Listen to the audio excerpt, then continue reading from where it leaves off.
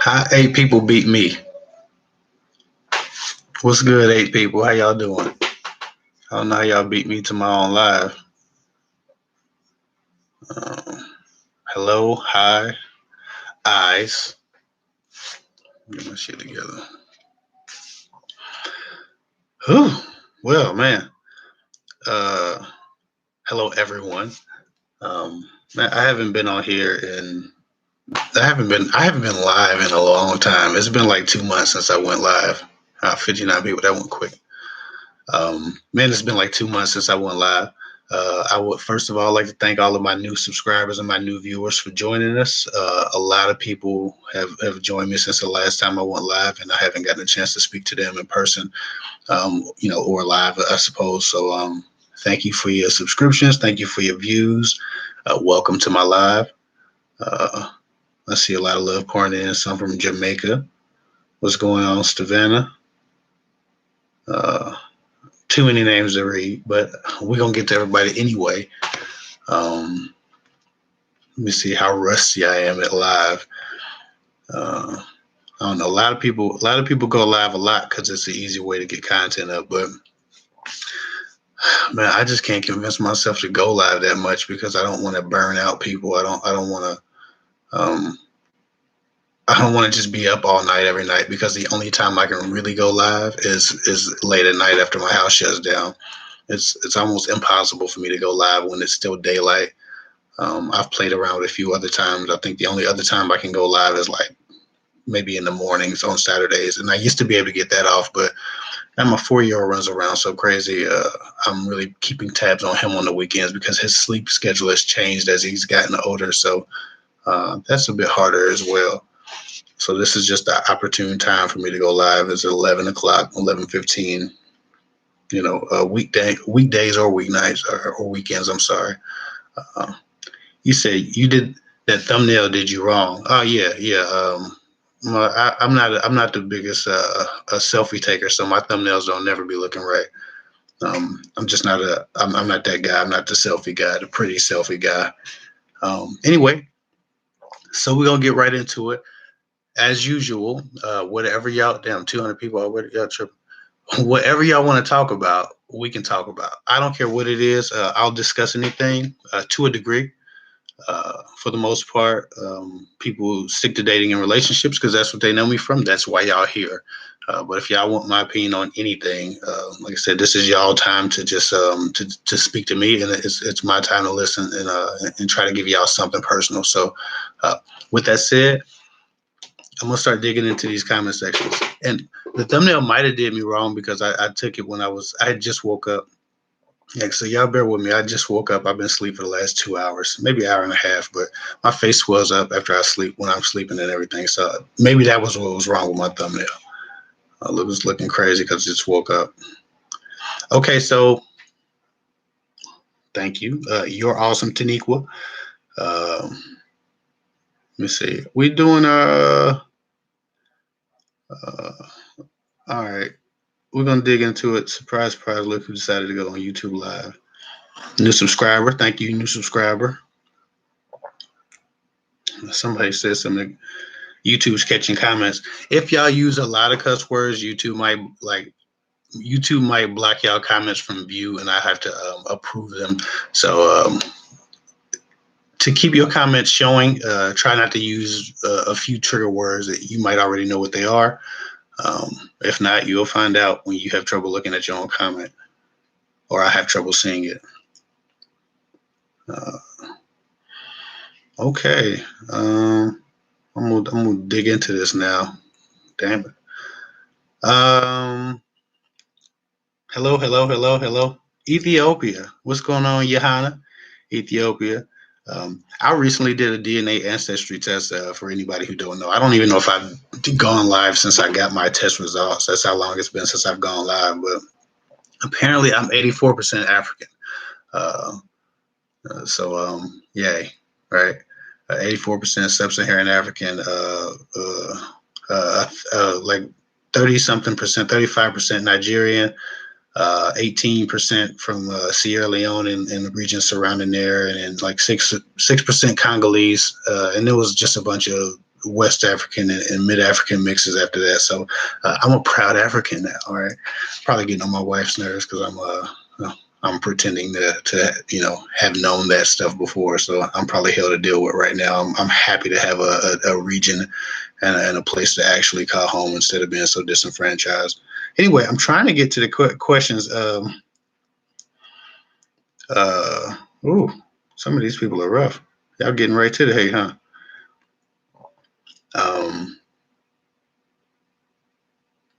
Oh, I got that. I thought somebody was trying to dig on me, but my eyes are a little low. Yeah, my eyes are low. I just woke up.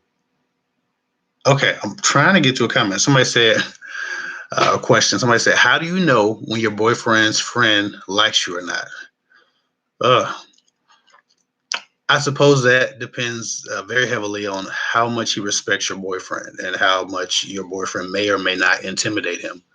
Um, if your boyfriend's friend isn't intimidated by him, or he doesn't respect him very much, um, it can be quite obvious. If it feels like he's flirting, he's probably flirting. And if your boyfriend's the alpha among his friends, if he's the leader in his group. Usually, the leader won't have those types of problems because friends will, they keep all of their advances to themselves. But if your boyfriend's kind of the runt of the litter, or he's kind of the pick on guy, then people just all out flirt with his girl. I guess it just depends on what type of friends he has.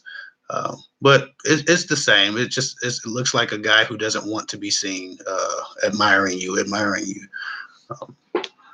Let me see. I got a super chat. Thank you for the super chat, Kendra. No question, just love. I appreciate the super chat. Getting that started quick. I appreciate that. Thank you. Like I said, a lot of people say thank you, and a lot of people, do something that they don't have to do. And so I always appreciate people who go the extra mile and thank me with their actions. But all thank yous are good for me. Somebody said, Kev, you look tired a bit. Yeah, I just woke up. Shout out BYNC Dating Stories. I believe that's you from looking at the thumbnail. Yep. BYNC Dating Stories. Hey, just showing love. It's late. Going to bed. Well, I appreciate you. BYNC Dating Stories is a really cool YouTube channel for Christians. For those of you who don't like my cursing from time to time, or anything else that I might say, because I say a lot, but I won't say what I want. BYNC Dating Stories is a channel about the experience of a Christian being young, and I think that if some of you with the more, my wife's sending me questions probably, so my phone's gonna be going off. Good gracious, she sent me a few. Hold on. Okay, so I got some questions. My wife is fishing, and she's sending me questions because she's being nice. She stopped her little show to send me some questions. Ivy Ives said, anyway, shout out BYNC Dating Stories. Y'all should go check out that channel. Ivy Ives says, my ex is trying to get me back after dumping me. He said he didn't want to be with me. A year later, he will reach out to me out of the blue. Should I give him a chance, even though he was rude? Well, I don't know. If you disregard disrespect and you disregard neglect, you've already set a precedent for how you're going to be treated. If a person knows that you can be put down or disposed of and picked back up, then they'll never really give you the respect you want or think you deserve. So I suppose you said it's your ex. I suppose it depends very heavily on why you broke up with him in the first place. If the pattern of disrespect, disregard, or neglect, or general rudeness was akin to or a part of the reason why you broke up in the first place, then it might not be a good idea to entertain that again. Just because if he's the same person, you'll get the same result. Only time I really support somebody going back in time is when either A, they have found a new reality to live their lives by, or B, their ex has. A paradigm shift has happened, something that causes a person to appreciate life or appreciate you differently. But loneliness and just separation or just missing you or missing having sex with you isn't a good enough reason to revisit the past.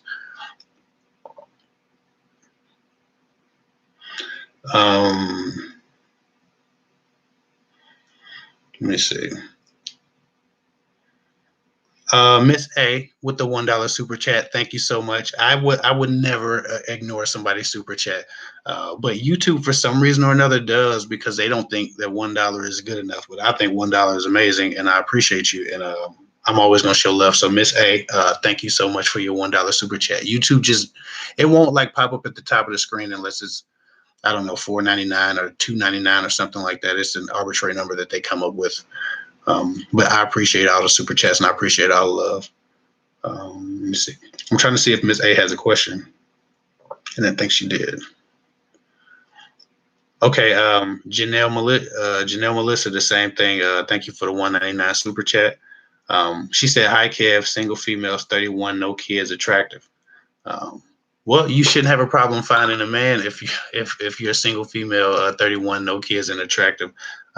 Finding a quality man is going to be your biggest issue, because we know that attractive women attract all types of guys, and most of the time the least quality driven guys are going to be the ones who actually make their move on you, and so that can be very frustrating, and it can feel like it's a bunch of guys out here that aren't about anything, and that's true. A lot of guys aren't about anything, but the more aggressive guys spend their time being aggressive with a lot of women. So of course they're gonna get to you first. They're gonna talk to you first. And I'm not sure what your point is, but I wish you luck being 31 with no kids and attractive. I just know that you have a lot more garbage to sift through, because you're gonna incur a lot more inquiries into your single status. Kendra, thank you for your $2 super chat. Man, YouTube's hiding a lot from me today. So I appreciate you, Kendra. I appreciate you, Veronica Johnson. I appreciate you, Miss A. Shout out to everybody who is delivering super chats. Nikki B, I appreciate your super chat. She says, do men ever look at a woman they're interested in and say, I can't be what she deserves or requires? Or do they just go for it anyway and hope to get whatever they can out of it?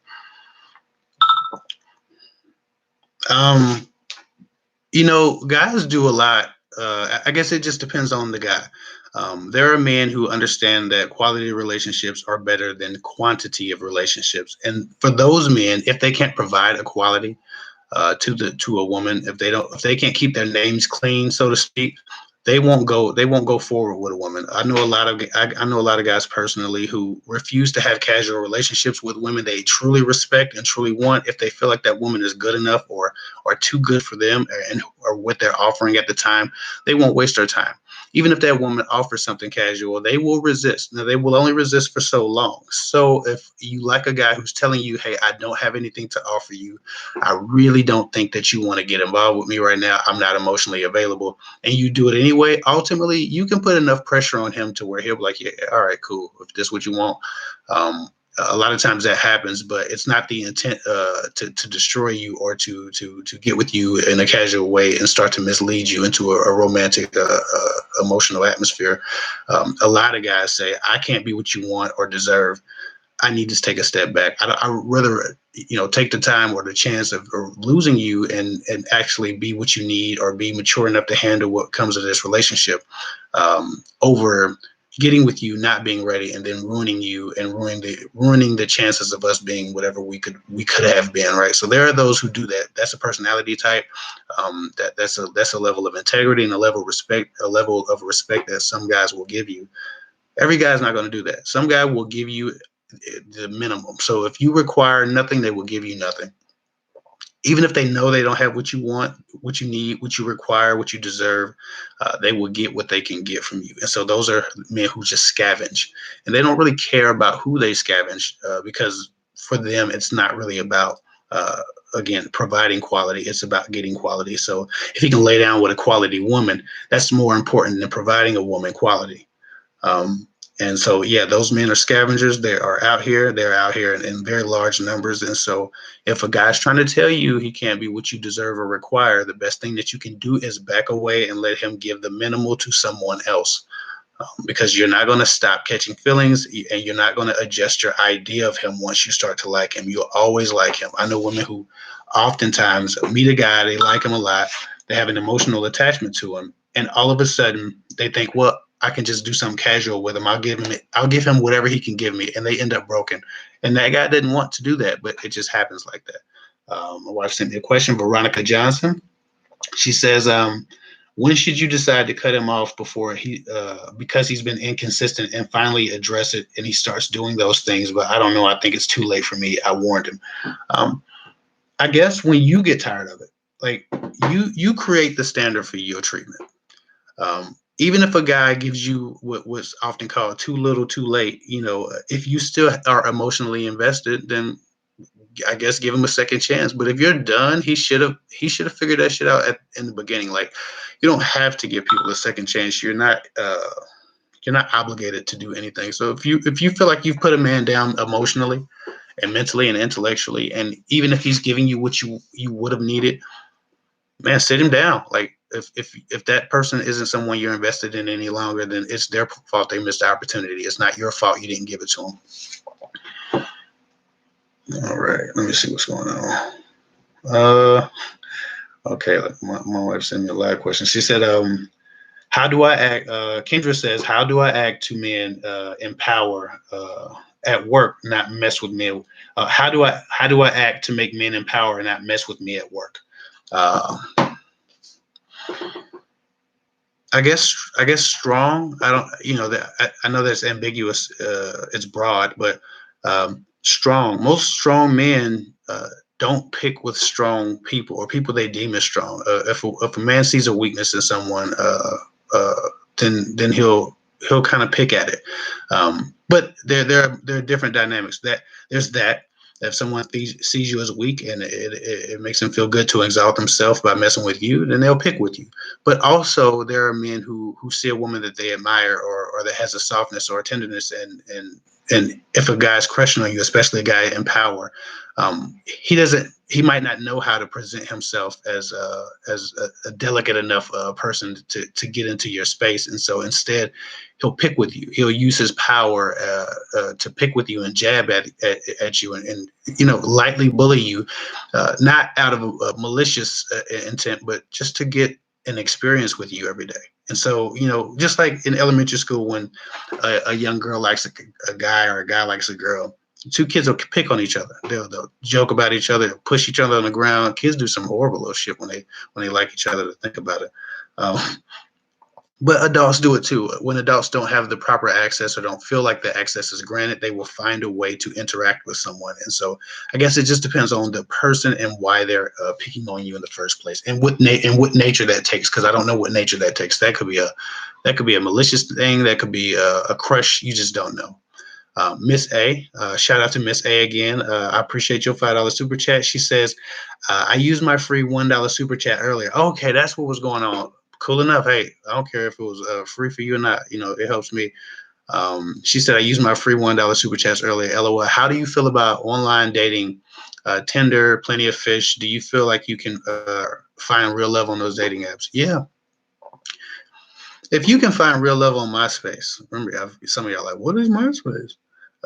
Apparently, you probably got to be probably 29 or older to maybe remember MySpace, 28 or older. But if you can find love on MySpace and Facebook and Black Planet when I was in high school, you can find love on Plenty of Fish and Tinder.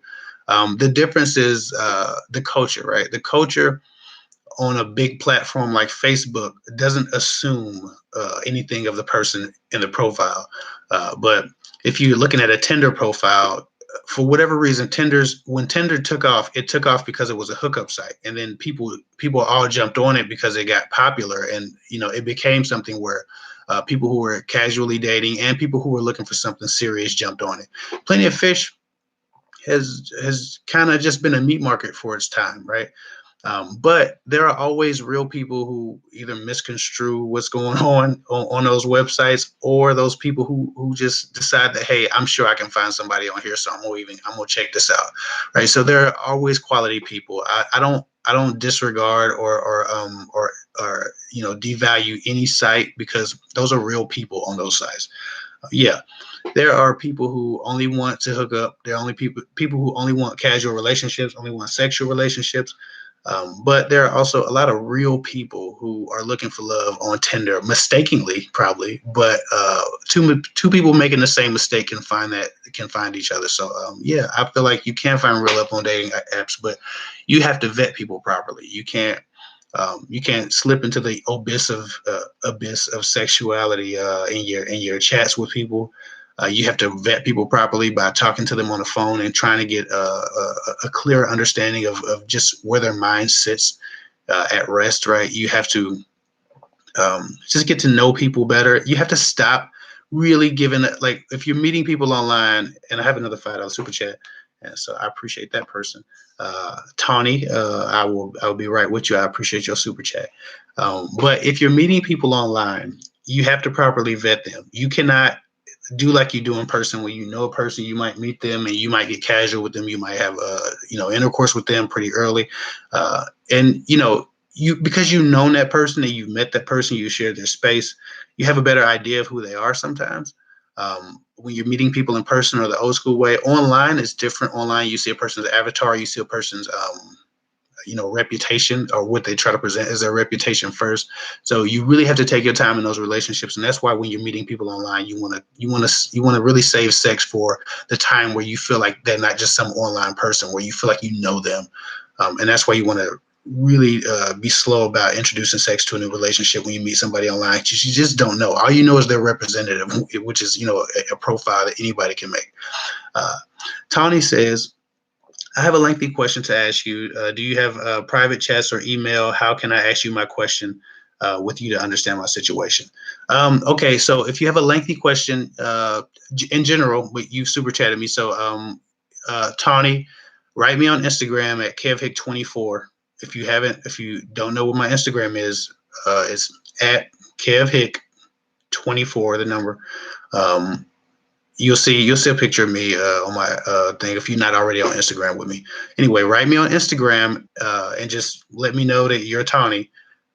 Watch, I'm gonna get some copycat Tawnies, but if you do that, then we can have that discussion there after I get off of live. I don't mind that. And thank you for your super chat. Let me see. Okay, I am Norel J. She said, "Why would a guy ask for your number but not call?" I told y'all. What video was that? Did I just I know I recently spoke about that in the video. Why would a guy ask for your number but not call? Multiple reasons. Some good, some bad, or not good, but less bad. Okay, so sometimes guys ask for your number because they're practicing. It's just true. Guys who intend to ask a lot of girls for their numbers in a day or in a period will practice. They will assume that they're going to be rejected, and they will take that assumption and make peace with it, and then they will go find a woman to reject them or to ask out or to get her number. And if you just happen to be the practice girl, it happens to a lot of women. Also, guys will ask for your number and not call out of fear. A guy will, for whatever reason, be amped up, especially if he's with a lot of his friends. I've known guys that get super amped up about it.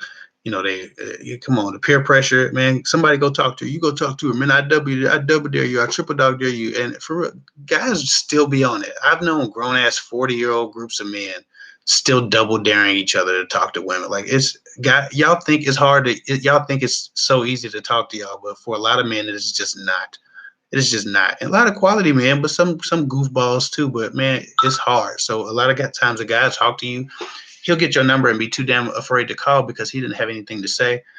Too much time will pass. He'll feel like he missed his opportunity, and it's too awkward for him to call and say, "Yo, remember me? I was the guy that got your number, a month ago."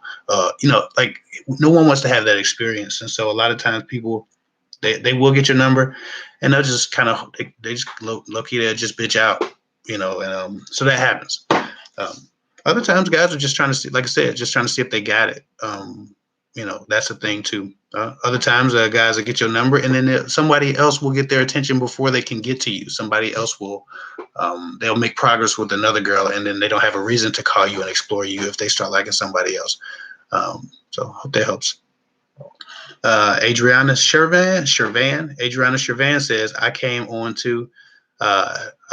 too strongly. I lost a chance and got rejected. How do I recover from this embarrassment?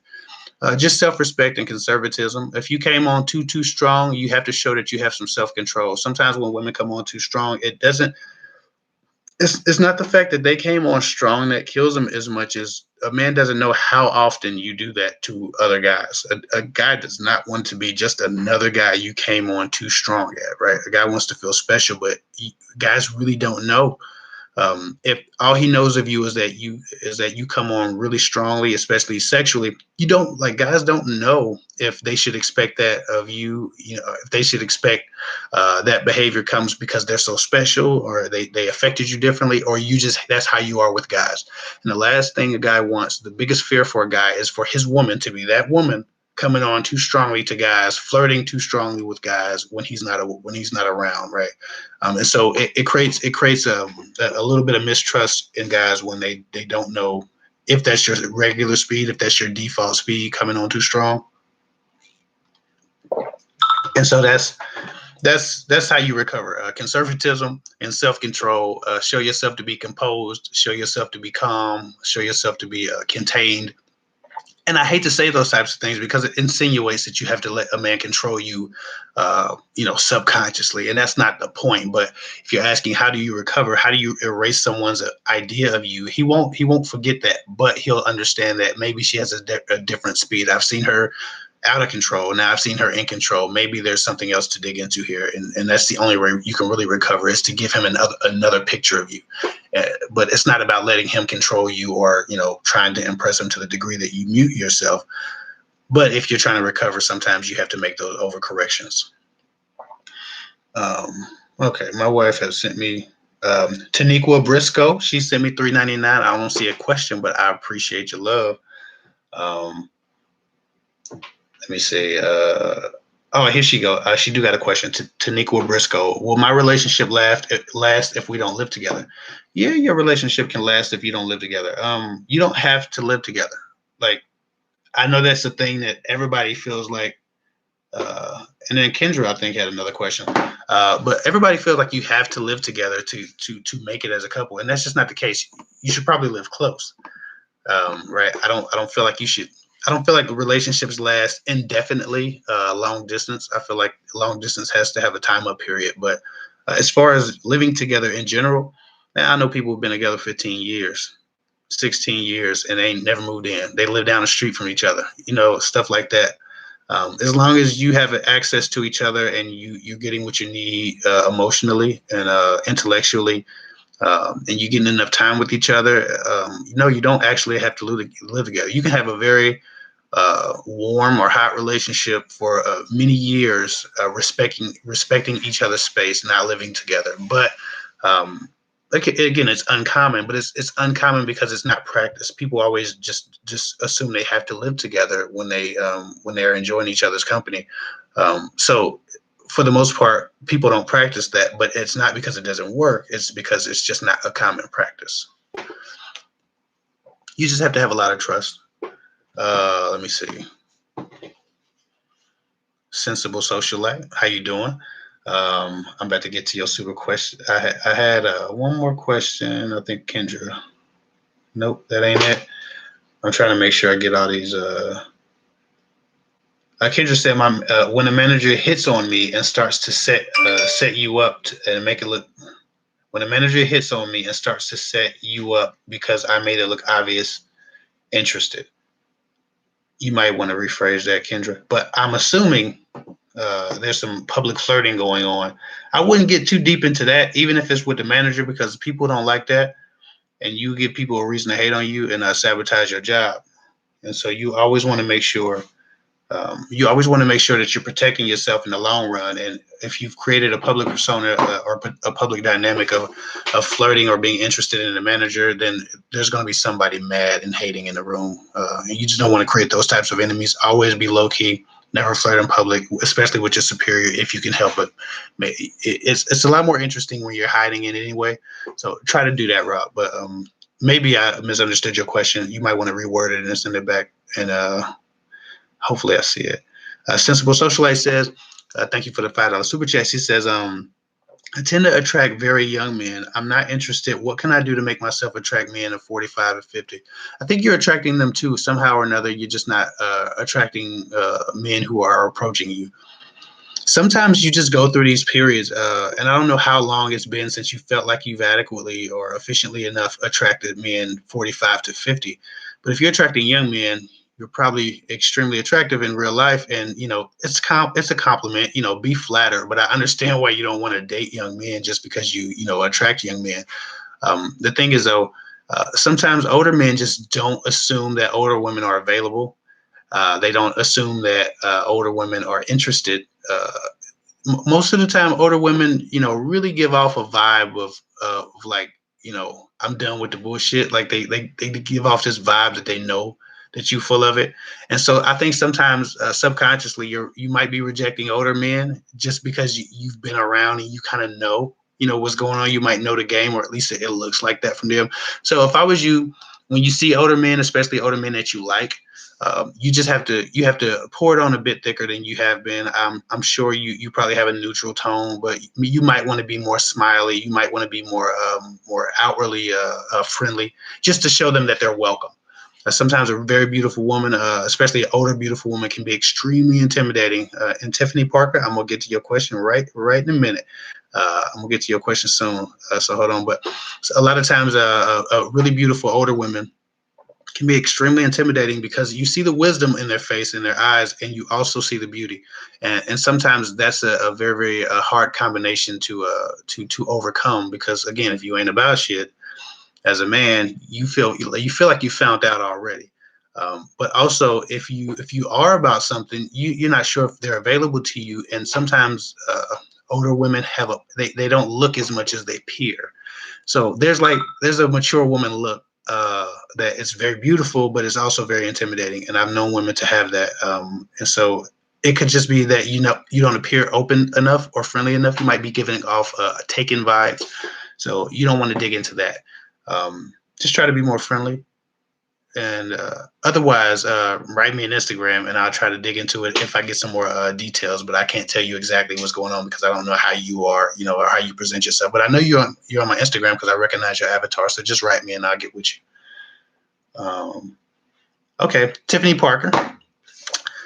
Thank you so much for your $5 super chat. I'm sorry to keep you waiting. She said, "Why is it that as soon as you show your feelings for men, they pull back?" Because as soon as you show your feelings, your behavior changes. So the behavior that attracted them and the behavior that was intriguing to them goes away, and you replace that person with a new person who usually, and maybe not you, but in general, this question is general, you replaced your first representative with a more subservient, more malleable, less tough second representative. And that representative isn't as interesting because they mute your opinions, they mute your views. You become way too diplomatic. It almost becomes like a shell of you. Once you start to like a guy, a lot of times the way you handle him is different. And the problem is, if you're in a space where you're getting to know a guy and he's really interested, the behavior you've displayed has interested him. If it's just not about sex, if you're actually, connecting on a real level, it can't just, and it's not just about sex, then the behavior is what's attracting him. If you change your behavior and you change the mood and the energy, and you start to be more subservient and you start to do things to impress him, it changes the dynamic because it makes him the prize. And all of a sudden, he doesn't feel like he's chasing you. He doesn't feel like he's coming upon a treasure. He feels like he's the treasure, and it confuses him. It's too much. That's one of the reasons. There are a great many reasons, and I'll be doing more why men pull back videos pretty soon. I've been digging into it lately, so hopefully I've answered your question, but I will try to dig into that and to a greater degree here pretty soon, because a lot of people have been asking about that. Let me see. Making sure I get everybody's question. Jamila P, thank you for your $1.99 super chat. She said, "Why do guys barely spend time but say they love me?" Because it's easier than spending time. Guys who fluff you with compliments and comments, but don't give you their time, are lying. And I know time is the most precious commodity. A lot of guys are chasing money, and I get all of that. But even if a guy's chasing paper, you should have a space of time that belongs to you if he says he loves you. I've been very busy. I'm obviously very busy now. Um, uh, like if I'm courting a woman, or if I'm trying to establish a relationship with a woman, I have to have space for her, and that's obvious. I know I have to show her that there's space for her here. So if I don't go out of my way to do that, and I just give her lip service, hey, I love you, I miss you, I miss you, and I control the schedule, then what am I really doing? Believe a man's consistent actions. Words are, everybody has words. You can say anything you want to say. I can get on here and tell y'all I'm the Pope. I can get on here and tell y'all I'm God. I can get on here and say anything. I'm God-like, and I have God's spirit. That's a whole different question. That's a whole different topic. But I can get on here and tell you anything about me, and you could just take it for face value. But there's no danger in it because I don't present a danger to you emotionally. But when a man starts fluffing your head with a bunch of stuff about how he loves you and how he misses you, and he's not showing you with his actions, then accept his actions as the truth. Especially his consistent actions. Not an action here or there, but the things the things he does consistently. That's what you focus on. And if he's consistently absent in your life, consistently neglective, then whatever he says about loving you, take with a grain of salt, because you should always see it. And even if it's true that he loves you, if he doesn't offer his best to those he loves, what good is his love? So that's another thing. Yeah, a lot of people can love you. I love a lot of people, but they don't get a whole lot from me because I don't have space for them in my life. I love people from a distance. I'm very good at that. And so if a man's loving you from a distance and he's telling you he loves you, if he doesn't have anything to offer you at the height of his emotional value for you, which is supposed to be love, then what can he do when he's less enthused about you? What kind of relationship is that then? Nothing to look forward to. So you might want to take his actions over his words. Crystal Officer, thank you. Thank you so much for your $10 super chats. He said, and you don't have to get it. Eventually, when people run out of money, or when the super chats stop coming, you don't have to give me a super chat. I'll try to get to a lot of people's questions, but this is the most people I've ever had on live, so it might be a little thick, and I think that's what I'm encountering now. Anyway, Crystal Officer says, I dated like two high value guys. They liked me. I have not met anyone that treats me with the value my ex-husband continues to do. Okay, I've not met anyone who treats me with the value the ex-husband continues to do. So, is that a reasonable standard for comparison? It's a cycle. You don't want to compare anyone to your ex-husband. I think that because sometimes we remember our histories a lot more fondly than they actually happen. Not saying you are, but in general, we remember history a lot more fondly because we forget the pains and the aches of a relationship, a day-to-day relationships. We forget the small irritations. We only really remember the highlights, and many of the highlights are good. So we don't always think about the things that caused us to really be enthused about leaving that person. And so what happens is when you meet new guys and you set the standard for them as your ex-husband, that can be a bit toxic because those guys don't even know what they're up against. They don't know what they're being compared to, and they're individuals and they have their own systems. If you're comparing respect and honor, continue to do so. But if you're comparing behavior or style of affection or style of honor, then it's toxic. So when you said treats you with the value that the ex-husband does, I don't know what that means because I don't know what you see as value. I don't know what your love language is, and maybe your ex-husband understands exactly how to make you feel loved and wanted. And these new guys are coming in trying to figure that out.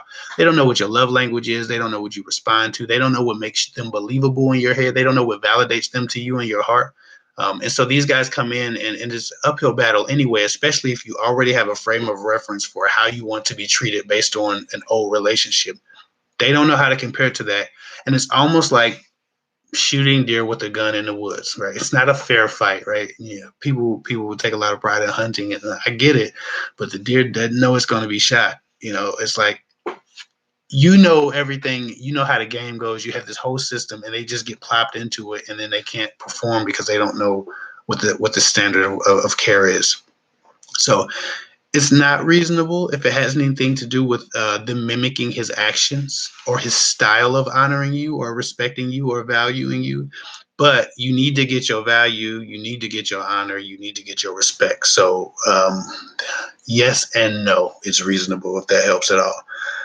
Just make sure it's not about the habits that he displays, and it's more about the general value and the general honor and the general respect, because people have their own languages, their own love languages, their own ways of being, in love, and no one's going to match your ex-husband because you're most familiar with him. Even if they are like him, you're not going to know enough about them to tell that in the beginning, so I hope that helps. I think I got through most of the. Make sure I don't have no waiting questions on here. Okay, cool. I think I can start scrolling through this timeline or through the chat line. Kev, how can you gently let a guy know your standards? Man, I don't know if I would have got this question in like 99 or 2003. And it's this very simple question, but most people aren't talking on the phone anymore. I don't know how y'all like get to know people without talking on the phone. Why don't y'all want a man to want to hear y'all voice? Like women don't. Somehow or another, a lot of women, I won't say all, but a lot of women don't realize that their voice is one of the most powerful tools that they have. When a guy's sitting alone at home and he's thinking about hearing your voice, you got him. Y'all don't know the value of that because a lot of y'all ain't heard the voice of the guy you're talking to yet because you're just texting. It's just the weirdest thing in the world to me. How can you gently let a guy know your standards? That's a conversation that you have about what you want and what you like and what you don't like and what you've experienced in a relationship. Those are those 4-hour conversations, those 3-hour conversations that people used to have before they start texting each other. What up, sexy? What you doing? WYD. Like, what the hell is going on? Talk on the phone and tell a man what your standards are. That's how you gently let him know. If it's in a casual conversation and you saying it calmly, you can say anything under the sun. And the guy's going to have to respect it because y'all having a conversation and it's in context. When you're texting a guy, it's a little bit out of place to be like, hey, these are my standards, 1 through 15, right? But if you're talking to a person on the phone, the conversation naturally shifts to what you like, what you don't like, what you're looking for. Man, this social media generation is fucked up because y'all don't know how to talk to each other on the phone. And there's a lot of people, and I'm not saying you SF win, so don't misunderstand me. But just in general, a lot of y'all laying in bed with somebody that you can't have a conversation with on the phone. I don't know what the hell is going on, but y'all need to get it together because like that don't make no sense. A lot of y'all talking about social anxiety. I got social anxiety, but you bent over, you face down, ass up with somebody, but you can't talk to them. You got social anxiety. Something wrong. Y'all wrong. Y'all backwards and wrong. And then y'all getting due recompense for y'all action. Y'all face down, ass up with guys you ain't never spoke on the phone to, and then you wonder why it ain't working out. Why you didn't hook him with the ass? Because he don't know you. You didn't require him to get to know you because all you required was 34, 5, 50 characters at a time. Like y'all got to do better, man. Use y'all voices. Y'all voices are powerful. If a man starts thinking about hearing your voice, if he gets hooked on talking to you, then you got him. But if a guy don't want to talk to you, if a guy refuses to talk to you, then you don't have a chance. You are a piece of butt. You are some sex. That's what you are because he didn't have to invest in you to get that. And if you're talking about your social anxiety, you need to have sexual anxiety too. Because if you having sex with men you can't talk to on the phone, you backwards and you wrong and you gonna get what you got coming to you, which is shitty relationships and a bunch of YouTube videos about why guys don't do this or why guys treat you like this. All of this stuff be avoidable sometimes. So I want y'all to really start considering what you consider as effort, like when a guy's trying to get to know you. And it's not text messages. It's not what up, sexy. It's not what you WYD. It's not K smiley face emoji, heart eyes emoji. Like really start getting to know people. Like really start talking to people on the phone. Really start conversing with people. have those late night conversations. Man, I would talk for hours on the phone. I'd be talking to the sunrise with a girl if I liked her. If she got more than an hour on the phone with me, it was a hit. It was a home run. Like I knew what was going on, right? And you had a real connection. You had really talked about some things if you could talk on the phone with somebody. Y'all can't keep a text conversation up. You realize that you can text. If you can text for 4 hours and not say what's required of a conversation for maybe 30 minutes. Like you can text all day and not have had a full conversation. I don't know what the hell going on, but listen, to gently let a guy know your standards, get on the phone with him. Trust me, it's easy to bring up in conversation what you don't like. Hope that helps. BH, thank you so much for the $10 super chat. She said, or she or he, that's a very general, I don't know. I guess it's she, I'm sorry.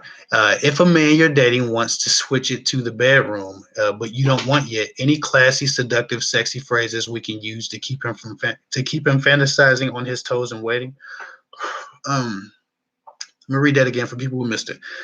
If a man you're dating wants to switch it to the bedroom, but you don't want to yet, or any classy yet seductive, sexy phrases that we can use to keep him fantasizing and on his toes and waiting. BH, you do not have to keep a man fantasizing. As long as he has a healthy libido, he will fantasize. Before he's even introduced the idea of getting into the bedroom with you, he's fantasized. That's another thing I see with a lot of young women is. Get some. My wife said drink some water. Okay, that's another thing I see with a lot of young women.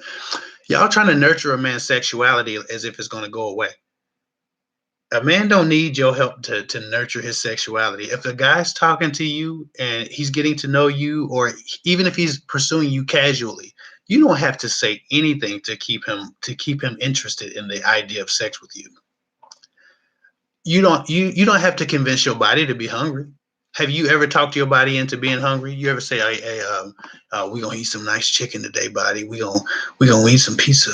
We're gonna, like you don't have to talk your body into being hungry. Your natural need to eat will move you to eat, right?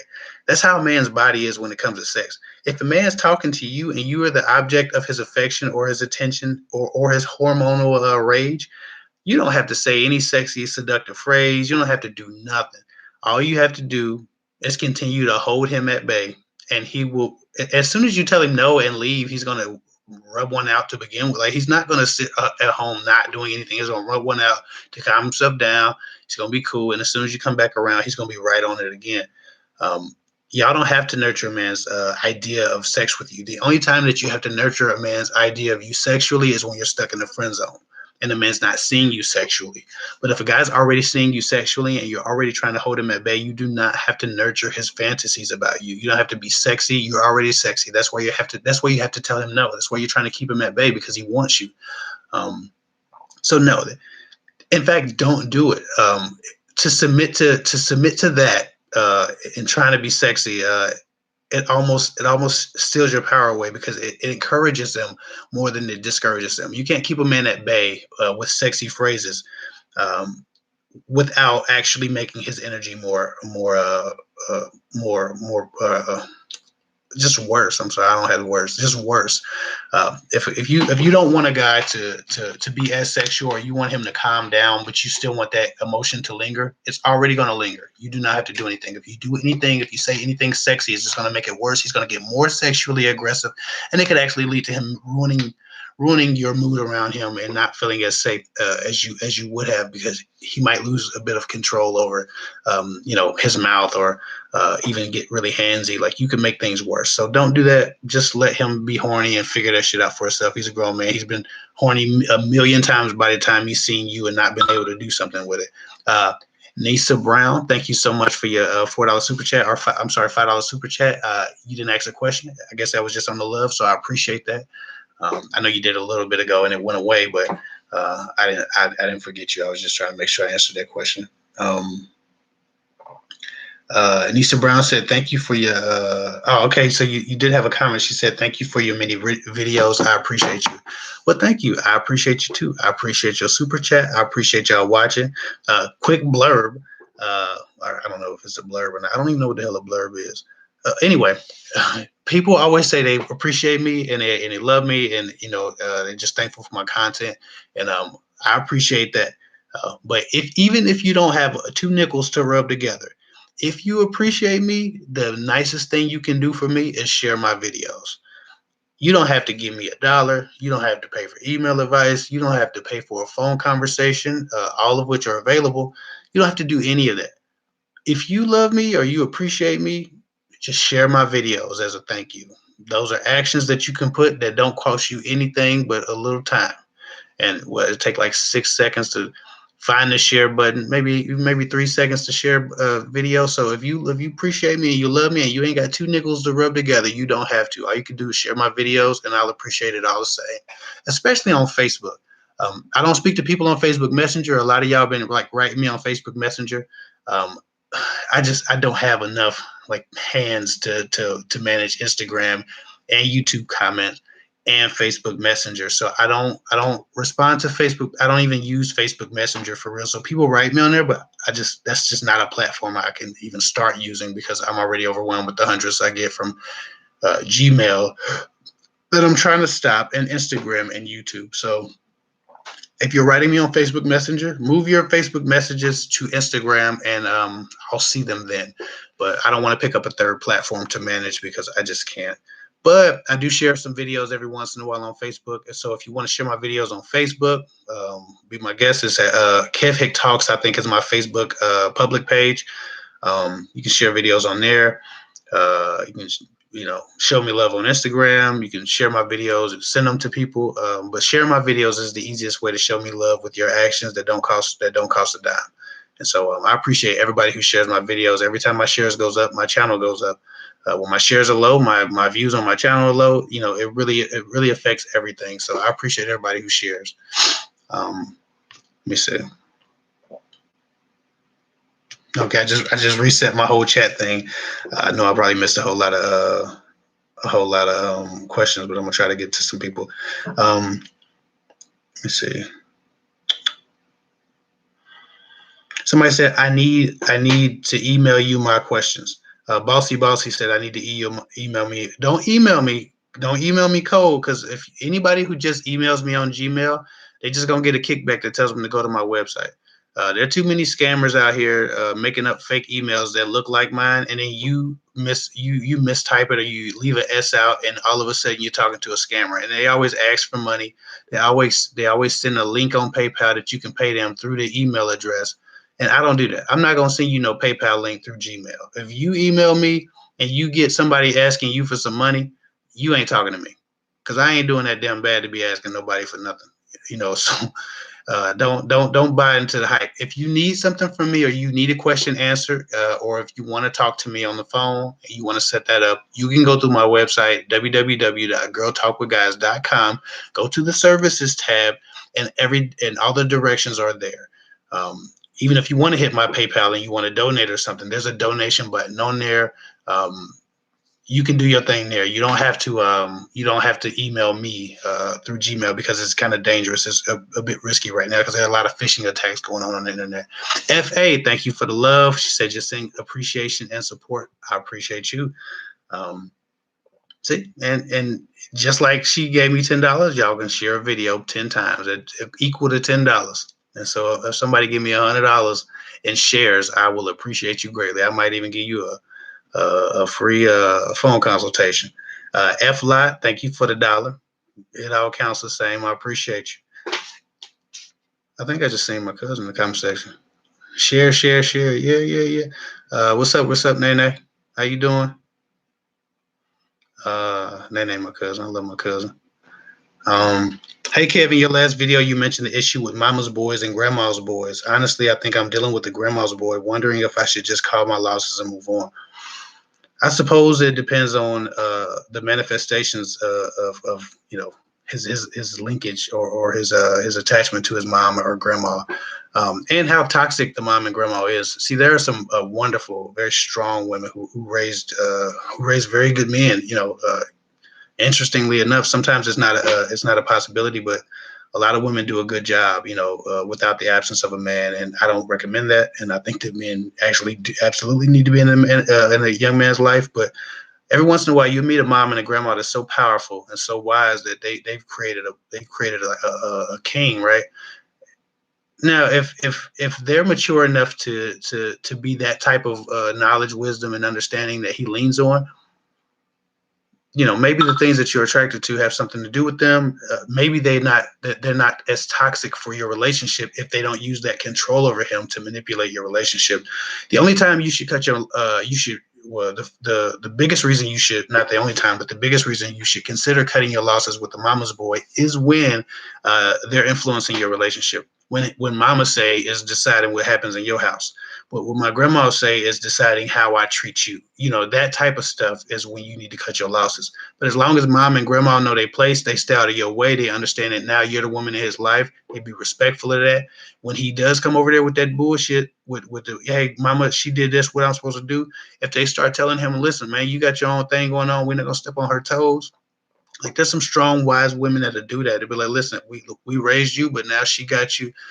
We can give you game and stuff on life as a couple together, but I'm not going to interfere in your relationship. That's the type of mom and grandma that you can keep around. And if he's a mom and grandma's boy to one of them, you good. But if mom and grandma are trying to come in your house, tell you how to raise your kid, tell you how to clean your house, tell you how to sew this, tell you how to iron this, tell you how to treat him, when to wash his drawers, all of that shit, then you got to cut your losses, because mom and grandma think they're your mom and grandma now, so that's the only difference, man. So, at times you can live with that and it don't have to be a problem. And then there are other times that it's an absolute issue. Anyway, Nene gave me $1.99. Thank you, Nene. This is my cousin. And Aaliyah gave me $3.99. No question, just love. I appreciate that. Thank you, Ania Barahana, I'm sorry. That could be wrong too. Barahana, I appreciate you. And so if I butchered your name, I'm so sorry. I didn't mean to. Somebody said, are we supposed to pursue shy guys, and for how long? That's a very good question. Man, I have a few clients with some shy guys that they're interested in. And there's so many layers to that. And it depends on what your definition of pursuing is. But ultimately, I don't want you to pursue any guy. What I want you to do, especially with shy guys, is present yourself as open, right? You can be open, but when you start to pursue even a shy guy, right? Because we're assuming shy guys are good guys, and that's not always the case. It's some assholes out here that are shy, right? And they just haven't had the opportunity to rack up the numbers that some of these less shy guys have. But they're not better men just because they're shy. So we don't assume integrity just because a guy don't have the balls to say nothing. But also, a lot of shy guys are decent. We're not going to, gloss over that fact. A lot of them are decent because they're underexposed and they have less experience. And so they're not as tainted. But you don't want to pursue a shy guy. You want to present yourself as interested. That's because when you start to pursue a shy guy, eventually he starts to feel like, again, he's the prize. I don't think men can be trusted with that responsibility. Women have been given an immeasurable amount of beauty and allure because they are able to bear it, right? They're able to deal with it. And I don't think that I've ever known a man to get that level of attention from a woman. And maybe one woman at a time, maybe shy guys who encounter a woman here or there, can handle it. But in general, men receiving all the efforts of a woman creates a dynamic where he doesn't do very much. And if she does finally get him, he doesn't have much to offer her because he's been trained not to offer much. So there's a dynamic that you don't want to disobey or you don't want to go against that dynamic. The natural order of things is for a man to attempt to woo a woman, not the other way around. So when you meet a shy guy, you smile at him, you're nice to him, you act excited when he comes around, but you under no circumstances go kiss his ass and ask him to do this or that. You just don't. If for whatever reason, in knowing that he's welcome to you and in knowing that you're interested, he doesn't start making moves, You don't do it for him. You don't compensate for his non-action with action. You can have a very real conversation with him. You can hold on. I got hold on. Here. Okay, yeah. My cousin says tell them how guys can tell that they're insecure by body language, like when women fidget a lot or fix their hair, no eye contact. Yeah, guys watch your body language. The problem with shy guys is that they don't necessarily uh, find themselves aware of a lot of those body language cues. So sometimes you can be overt. Hey, you can overtly compliment a shy guy in a way that you might not be able to do with a cocky guy. But besides compliments, you don't want to be asking no shy guy out and doing all this stuff because it gets too mucky. Um, you can present an idea of y'all hanging out maybe once, but it has to be very minimal because ultimately the shy guy is going to have to take over and be a man. And if his nuts hadn't dropped enough for him to say hi, he's not going to know how to do that when it comes time for it. Um, but yeah, uh, my cousin makes a good point. Anytime you want to let a guy know that you're interested in him, um, you can show body language signs of insecurity or shyness yourself. I think her point is a completely different point. Showing your insecurities around the wrong guys can set you up for a target. But for a shy guy, you can fidget, you can fix your hair. You can draw attention to your lips. You can lick your lips a lot. You can. I usually notice when women are rubbing their thighs around me. There are things that women do. You can look for body language. Google body language of attraction.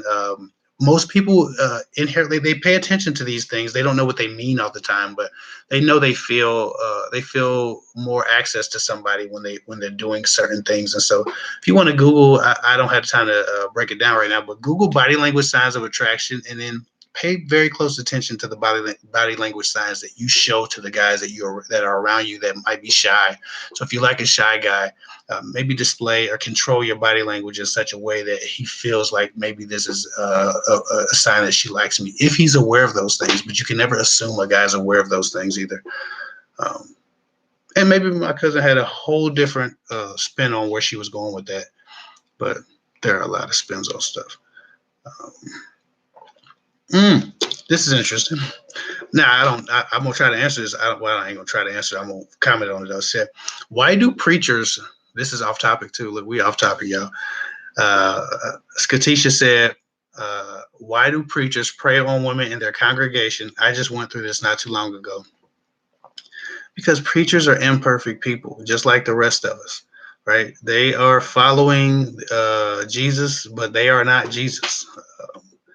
Preachers are men who have a lot of access to a lot of women, and they find themselves tempted quite often, especially if they're single. Sometimes as much if they're married.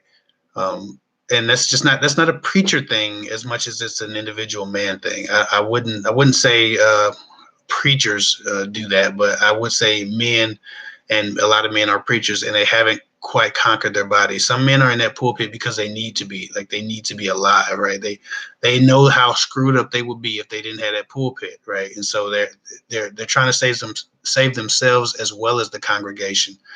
And that's not all preachers, but that's some preachers. So don't assume discipline, perfection, or a holiness of anyone. The attempt is to be holy. The attempt is to be great. The attempt is to be deserving, right? But that is not the result. We are imperfect people, and a man is imperfect. And like I said, the attraction that women hold it's immeasurable. I don't think women understand the pull that a man goes through every day. Every single day, you might see 30 or 40 women, and a pastor is going to see hundreds, and he might see 30 or 40 fine women. He might be so tempted at the end of the day that he's going to shoot a shot with somebody. And I'm not making excuses for it. I'm just saying you're dealing with a man at the end of the day, and a man young enough and ready enough is going to have some trouble, hiding his temptations from time to time. Somebody says, does 30-day no contact really work on men? And when should you break no contact?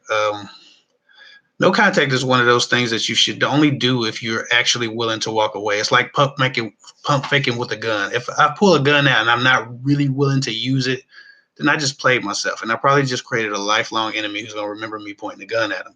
Uh, the no contact thing is kind of the same way in that you need to really be ready to drop a person if you put them on no contact. If you're just doing no contact to manipulate their behavior, you're probably going to fail because you're not going to do it long enough to get the change you wanted. And ultimately, it also assumes that you can get the change. Some people just don't care about you enough to change. You can no contact 60 days. When you come back, they're gonna ask you for some butt and some head, and then they're gonna be right back to disrespecting you. So only do no contact when you really know that somebody has a stake in losing you in their life. And just because you miss a guy, don't mean he miss you all the time. So if you have to do no contact, it's probably a good sign that your relationship was toxic to begin with. And if that person didn't propose any change, then you never need to make contact again. Uh, so that's the thing. Make sure that the person has had a paradigm shift. They've made a change in their life. They've understood, and their changes are sincere. But most of the time, when you do no contact, it's really for you to prepare yourself to get the hell on. Because no contact works, but it only works when men have a lot to lose emotionally, and some men aren't even attached to some of y'all emotionally enough to care if you go no contact. A lot of guys will blow your phone up and tell you they miss you, they miss you, they miss you, and then 3 days later they're back to the same shit. You can't keep going no contact over and over. You just got to leave them alone. You know what I'm saying? So as far as it depends on you, make sure you always getting what you deserve from a man, what you require from a man, and give him what he deserves and give him what he requires. And if it ever comes to a point to where you need to manipulate a man with actions by no contact, then you've probably already lost the relationship, and you need to make peace with that at some point and move on. Um, so I don't lean on no contact. Coco Alaska, interesting name. I like it. She said, "I love you from Alaska. Love from Alaska. As a fat woman, I always can find sex easily, but finding a relationship is difficult. Am I destined to be alone until I'm slimmer?" No, no one's destined to be alone. You accept the destiny well, you get the destiny that you accept, right? You are the master of your fate. I really believe that. Um, you know, what you work for and what you believe for ultimately will happen to you. And if you find yourself defeated, then yes, if you're defeated and you give up, there are those who say I'm always going to be alone, and so their actions follow that. Their actions, that they parallel the fear. The fear is being alone. They stay in the house all the time. They don't go out. The fear is being alone. They stop doing their hair. They stop doing their makeup. They stop dressing up. They wear shit. They wear Walmart clothes that are ill fitting, and they walk around looking crazy. They wear house shoes outside. Like they do that type of stuff, and they say, "I'm always going to be alone." And no, you're alone because you've given up, not because it's your destiny. It's the destiny you've accepted, right? So for me, and you saying that you don't have a problem with finding men to have sex with, generally sex is the sticking point. If you can't find a man that is attracted to you and wants to roll around with you, then there's sometimes that's a bigger problem than if you can find men who aren't quality. You just have to. If you're in Alaska, Alaska's a rough place. I have a few clients that went through a lot of stuff in Alaska. Alaska's a different. That's a different place. So I don't know how what the population is where you're at. How many people you deal with. What the circle is, what your tribe size is. But no, you don't have to be alone just because you're heavy and you can't find a quality relationship. A lot of people in Orlando, Florida, Miami, Florida, Columbus, Ohio, LA, New York, a lot of people have a problem with finding men that they can lay down with, but can't find a man to be with them. Like, that's not just you. It's a runway model somewhere. It's probably 3 or 4 runway models in this chat room that have all the D thrown at them in the world and can't find a man. In fact, out of the 417 people watching at the moment, I would almost bet at least 10, at least 90 of them, 100 of them, probably has been offered much more sex than relationship, if not all 420 of these women. It ain't got nothing. I mean, yes, you will increase your sexual market value and your relationship market value if you lose weight. I'm not gonna bullshit with you. That's just a fact. That's just how we are. Our American standard of beauty says that thinner women are in. I get that, and I'm not gonna lie about that. You'll increase your market value by getting in shape, and why wouldn't you want to? For health reasons. But at the same time, no. As you are, if you can find a man to lay down with you, you can find a relationship. Right now, right now, there's a lonely man in somewhere saying, "Man, I probably never find a woman." And you sitting there in a room saying, "Man, I probably never find a man." And Lord willing, two people meet each other and have something to offer each other besides, pain, grief, sorrow, and loneliness, right? Codependence. But I don't think that you're destined to be alone just because you're heavy. But if you submit to that fear, then it becomes your reality. Instead of doing that, do things to increase your market value, do things to increase your health, do things to increase your attitude towards yourself, do things that make you more proud, make you more fierce, bring your confidence up, do things that move you towards your goal, however that is, right? Whatever it takes to move you towards your goal, whether that's lose weight, whether that's dress up a little bit more, whether that's do more shopping, whether that's learn more things, whatever it is, you have to do something to increase your market value and increase your confidence and self-esteem and the fact that you will find somebody. If you submit to the idea that you won't, you won't. I hope that answers your question. Let me see. Yeah, I hope that answers your question. That was a long answer to a short question, but thank you for the question. I appreciate it. Um, Hold on.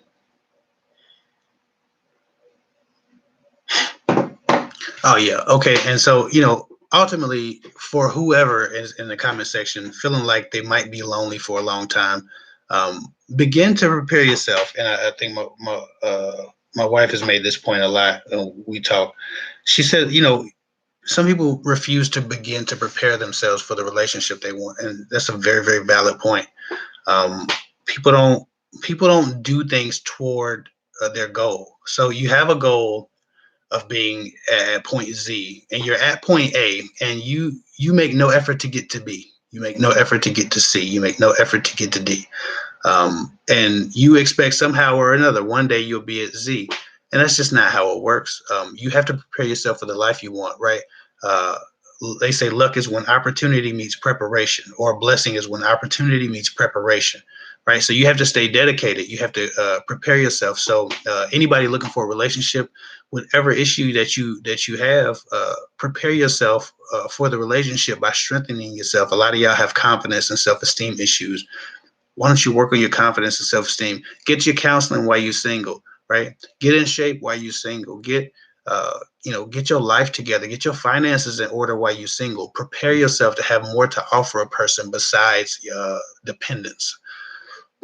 And I think that's the difference between people who ultimately find what they're looking for and people who don't. Is that people start to prepare themselves for the life they want, the life they hope for, and there are others who just wait for it and hope for it. And you will have the life you work for, not the life you hope for. I can hope for $1 million all I want to. If I don't get out here and find some grind in me and find some hustle, I'm not gonna have no $1 million. But if I go out here every day and do something small every single day to get toward that goal, even if I don't get 100, if I don't get a million, I get 800,000. If I don't reach my goal, I'll get somewhere close. But if I'm doing nothing, then I'll have nothing. And that's a fact. No matter what your relationship issue is, if you're getting treated like shit and you do nothing about it, you'll still get treated like shit. If you're heavy and you feel like you can't find anybody because you're heavy, is it worse being heavy for another 2 years while you lose weight and ultimately finding somebody and being confident when you get to them? Or is it just worth staying heavy for the next 10 years and being mad that you didn't find somebody because you were heavy? You know what I'm saying? So, as it pertains to, weight or anything, become the person you wish you were and, work toward that goal. And that way, when the opportunity comes, you're ready. You're everything that you should have been. You're everything you wish you were, regardless of weight or mental health. Emotional baggage lifting and dropping and leaving behind, all of that stuff, man. Become the person you wish you were and focus on that. And just be ready and be prepared for the opportunity of a relationship, a healthy one. Because you can have a relationship right now, but if you're not healthy, you're going to lose the relationship. Somebody said, Vanessa Thomas said, why do men play so many games? This is a good question. Uh, I would rebuttal, why do women play so many games? Right? Room turns. Um, People play games. It's a people thing. It's not a man thing. It's a people thing. A lot of people play games because people are conflict avoidant and people don't always know what they want, right? And so they're experimenting with other people.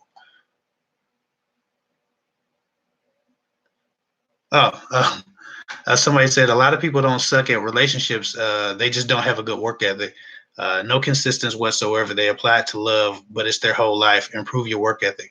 That's absolutely true. And like I said, if you do nothing, you'll get nothing.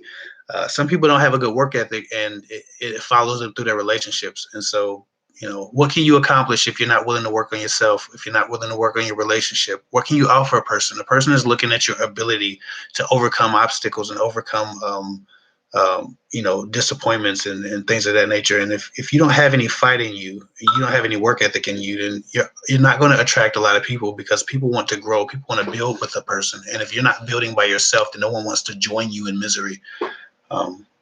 If that's cool. All right, I got 15 minutes. 15 minutes, and I gotta get off of here because I gotta record a video tonight, maybe a couple of videos for a different project. I don't think I'm recording a YouTube video tonight.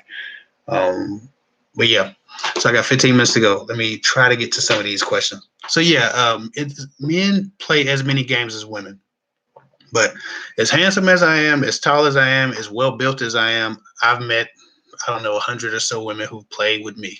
So it's just, women play games too. Women do everything just in the feminine way that guys do.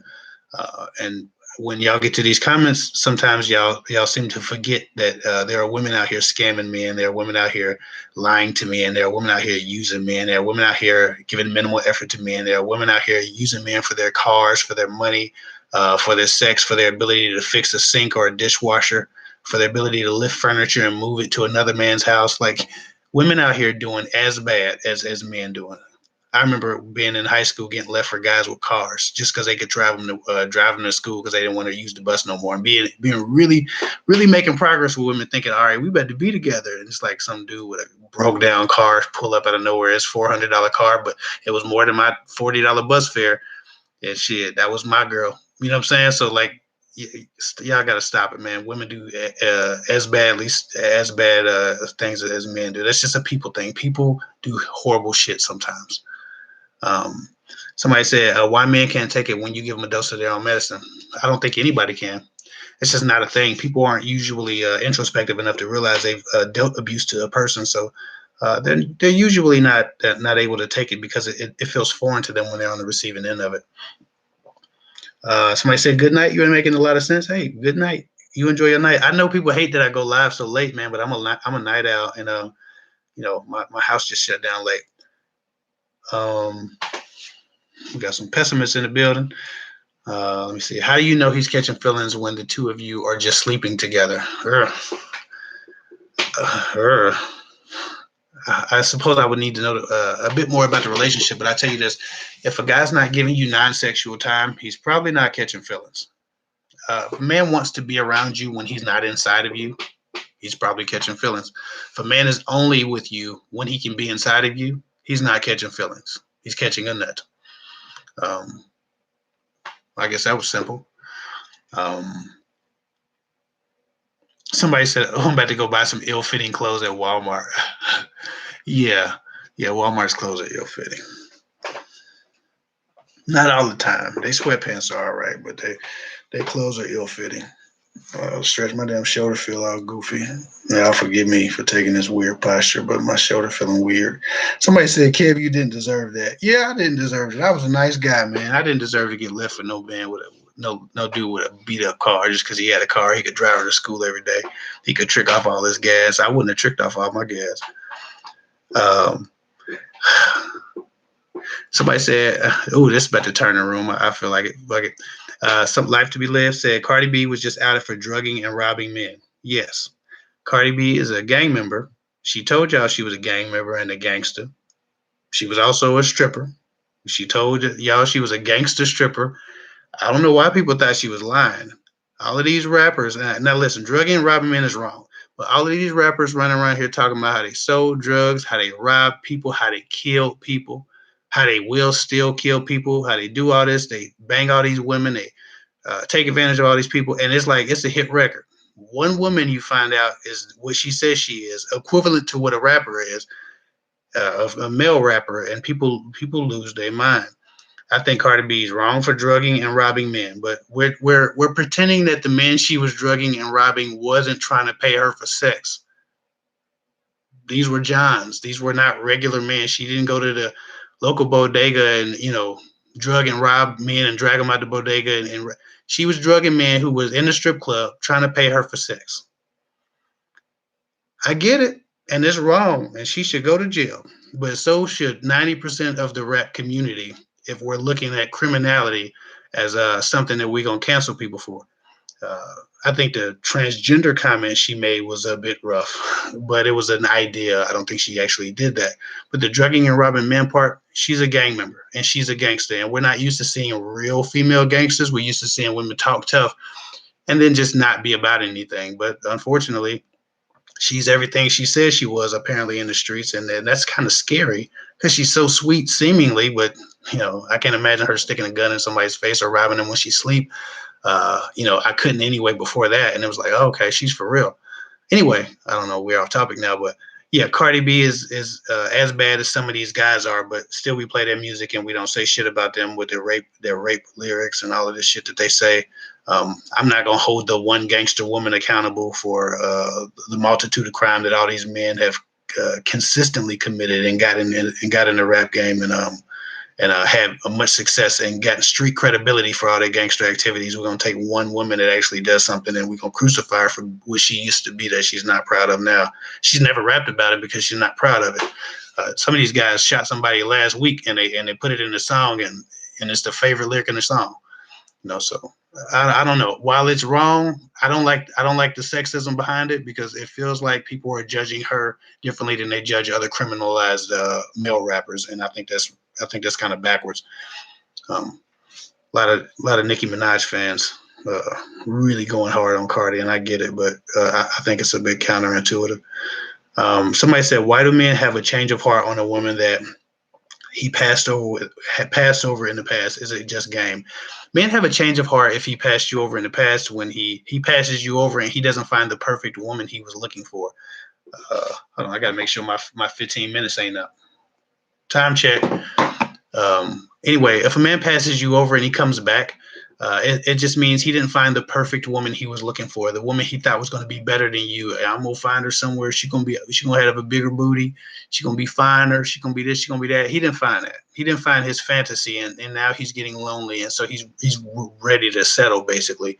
And of course, it's not that black and white, but it's a subconscious reality. Some men are just looking for something better, and when they don't find it, they make peace with that and they move on.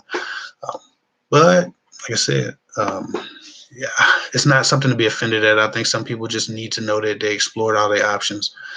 I don't know. It's a gray area. Marilena, I appreciate your $5 super chat.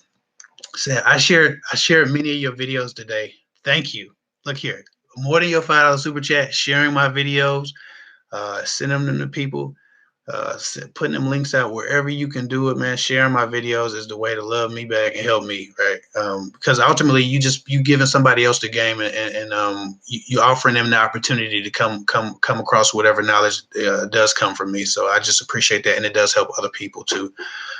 Anyway, she said, "Question: Why do men talk to me for hours on the phone but never wants to be with me?"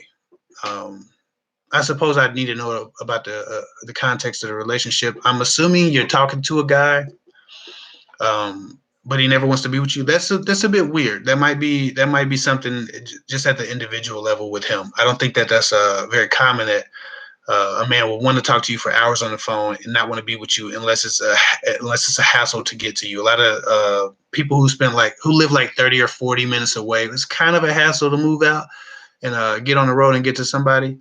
That happens a good amount of time. But if you live in the same city with somebody and they on the phone with you for hours, but they don't want to be with you, something's up. I don't know what the fuck's going on there. That's just him being a little different. But I tell you what, if you can't get a man in person, that's a consistent action. That's a pattern of action, and you should consider that.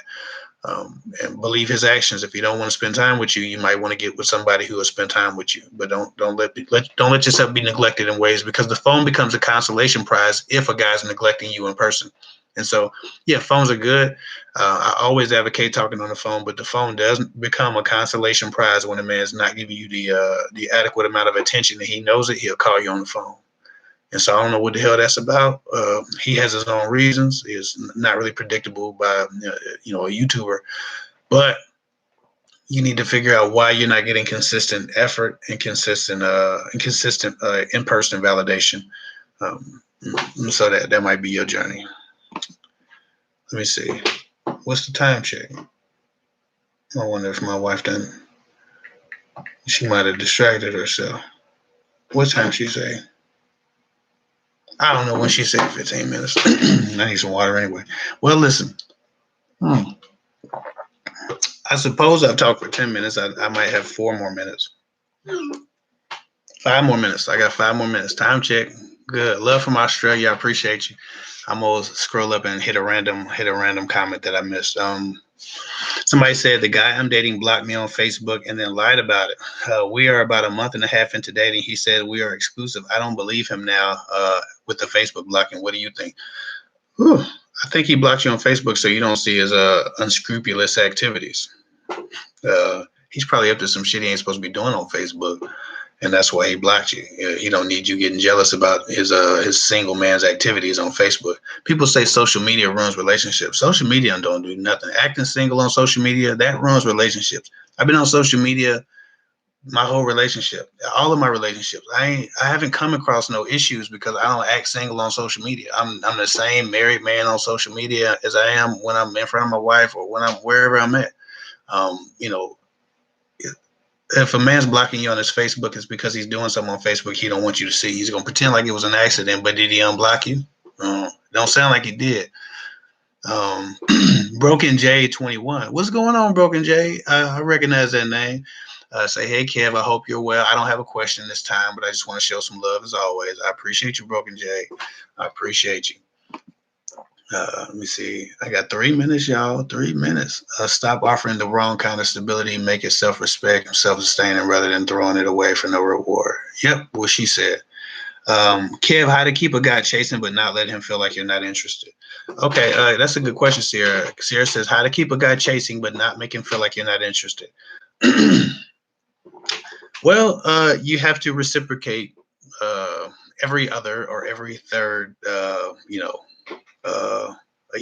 interaction. Like a guy will make an effort, and if you don't meet him, it's gonna feel like you're uninterested. But if you're really enthusiastic, before I answer your question, everybody go to my website www.girltalkwithguys.com. I haven't uploaded new blogs in a while, but that's about to change. I have a batch of about 10 new blogs that I'm about to put up there, and I'm about to increase the activity on the website and really start putting some new content on the website. But for those of you who want to email me, or those of you who want to talk to me on the phone, you can purchase those. You can purchase my time. That's what you're purchasing, my time, because it comes from my kids and my wife. But you can purchase my time on girltalkwithguys.com, and you go to services tab. You can purchase emails or phone consultations, an hour-long phone conversation. But yeah, so as far as keeping the guy interested, when a guy's chasing you, you just want to make sure that you're reciprocating and returning some of his advances. You don't want to let him go by himself because he's going to start to feel like he's playing himself. Give him an opportunity to feel loved and to feel appreciated too, by going out of your way for him. Maybe every third time he does something for you, and be very enthused every time he comes around. When he calls you on the phone, he wants to hear your voice go up. He wants to hear that you're excited. I used to judge a woman's excitement. If I called a woman and she didn't appear to be excited when I talked to her, I didn't call her again. Like, if I called a woman and her voice didn't go up, or she, she didn't give me a hey, like I didn't get at least that, she didn't have to worry about me calling her again, because I didn't want to call somebody and bore them, right? I didn't want to call somebody and be jockeying for jockeying for validation. I didn't want to do that. So if you don't want to gotta feel like you're not interested, you have to go out of your way for him every third time he goes out of his way for you, and then just be very, very sweet to him, be very nice, and be available about 60% of the time. He's chasing, so you can't give it all to him, but you want to make sure that if he calls you, he can't expect for you to just ignore him. But he shouldn't expect for you to beat him to the punch and call him every time either. So let him keep chasing, but just make sure you're really, really receptive of his love. And as long as you're receptive and he feels welcomed and he doesn't feel like you're ignoring him, he'll keep chasing. But he has to be making progress too. If a man's chasing you, he's trying to incrementally get closer to you and become more important to you. So you have to show him that that's happening. If you don't allow him in, if you don't share more information with him, or give him stronger hugs, or longer kisses, or just show more excitement as time passes, he's going to feel like he's not making progress, and you want to show him incremental progress, and that's how you do that. But my time is up. I would go into a long tangent about that because it's a very good question, and maybe I will in a video, but I gotta go. So all 403 of y'all that's still watching at 12:45 a.m., I appreciate the love, I appreciate the support, I appreciate the views. If you haven't subscribed, please subscribe. Most of the people who watch my channel are not subscribed. So it's weird. Like 70% of my viewers my views don't even come from subscribers. It's just different. But anyway, subscribe if you haven't. Share my content. That's the biggest, baddest, most wonderful thing you can do. I got a $5 super chat. Thank you for answering my shy guy question. He's just like the shy guy in your video. I appreciate you, Janine. Thank you for the last $5 super chat. Again, go to my website, www.girltalkwithguys.com, to email me, or to get a phone conversation for an hour long or more, depending on what you want. I guess I'll get with y'all later. Y'all enjoy y'all nights. Y'all get some sleep. I'm going to try to get some sleep after I get this video recorded. Y'all have a good night. Bye-bye. I'm going to try to, let me see, end the stream. I'm going to end the stream now. I think I did it. Not it? Yeah, end the stream.